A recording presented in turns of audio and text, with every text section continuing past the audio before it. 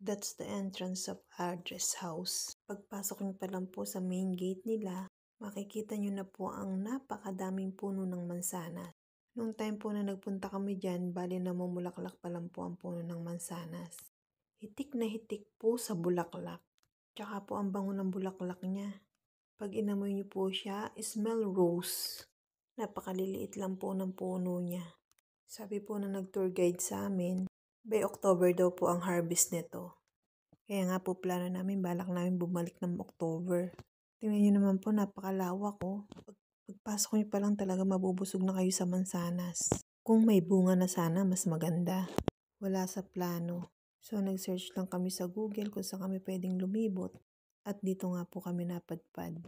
Kaya lang nagdalawang isip po kami. And na-expect namin libreng pasyalan.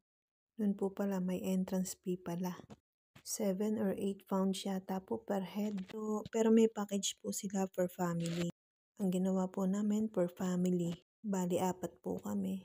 Siningil po kami ng 18 pounds. Ito nga po yung dalawang mag-asawa, nag-iisip pa kung tutuloy ba o hindi kasi nga po nashock kami dahil may entrance fee pero natuloy din.